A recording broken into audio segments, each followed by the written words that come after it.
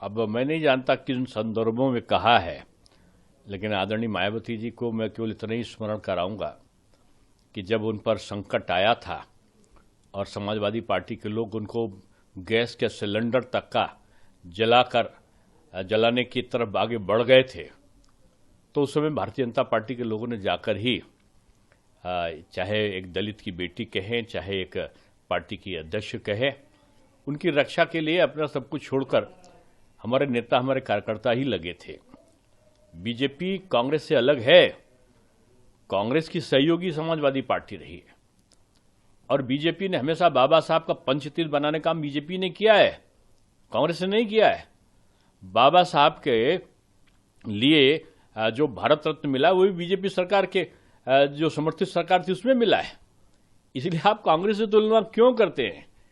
कांग्रेस बाबा साहब की विरोधी पार्टी है और बीजेपी बाबा साहब के सिद्धांतों पर चलने वाली पार्टी है, इसलिए उसकी तुलना ठीक नहीं है। सर, बहुजन समाज पार्टी में अगर बात करें तो उनके राष्ट्रीय अध्यक्ष और उनके भतीजे के बेटे आनंद को कहीं न कहीं बाहर का रास्ता दिखाया गया था। काफी इसको लेकर चर्चाएं हुई थी, प्रतिक्रिया आई थी। कल आकाश आनंद की तरफ से ट्वीट कर माफी मांगा गया और उन्हें अब बसपा सुप्रीमो ने साफ तौर पे पार्टी में ले लिया है और इस रास्ता साफ हो गया उनका। नहीं, देखिए, इनके परिवार का मामला है। अब ये लोग कोई विचार वाली पार्टियां तो बहुत सारी हैं नहीं। ये समाजवादी पार्टी परिवार की पार्टी है, कांग्रेस परिवार की पार्टी है, तृणमूल परिवार की पार्टी है, डीएमके परिवार की पार्टी है। बीजेपी जरूर ऐसी पार्टी है जो कार्यकर्ताओं की पार्टी है, जो संदेशों वाली पार्टी है। अब उनके परिवार में क्या होता है उस पर कोई दूसरा बाहर का आदमी टिप्पणी थोड़ी कर सकता है। अब वो किसको लाते हैं, हाँ, इसमें बेहतर तो ये होता है ना, संदेश जाता है कि एक कार्यकर्ता को अगर शीर्ष स्थान पर बैठाया तो वो मैसेज जाता है।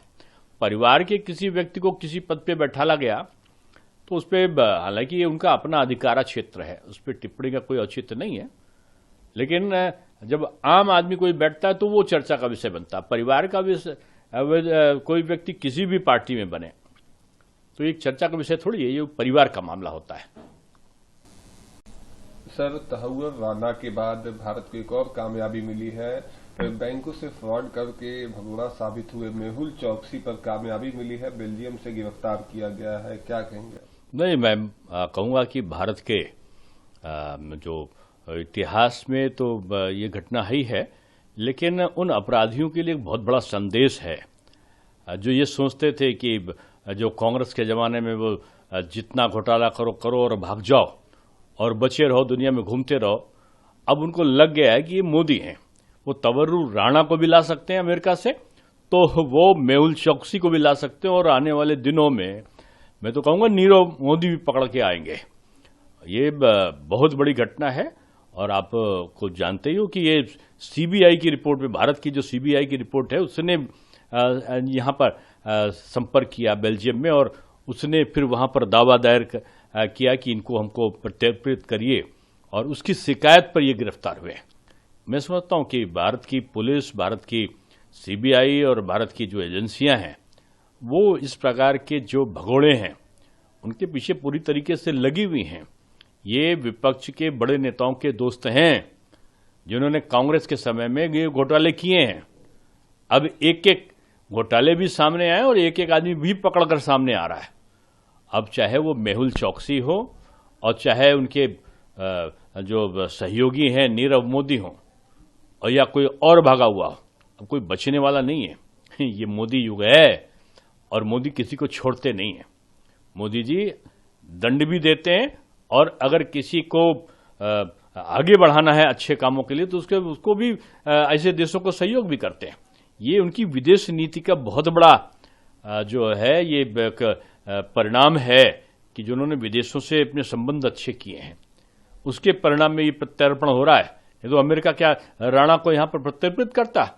राणा तो कांग्रेस के समय पे घटना करके वो भाग गया था और ये जो मेहुल चौकसी है इसके पीछे लगातार पुलिस पड़ी हुई थी, सीबीआई पड़ी हुई थी।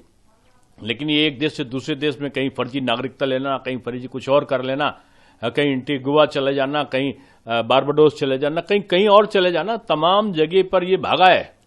लेकिन हमारी जांच एजेंसियों ने इसका पीछा नहीं छोड़ा है और न इसके जो सहयोगी हैं उनका पीछा छूटने वाला है।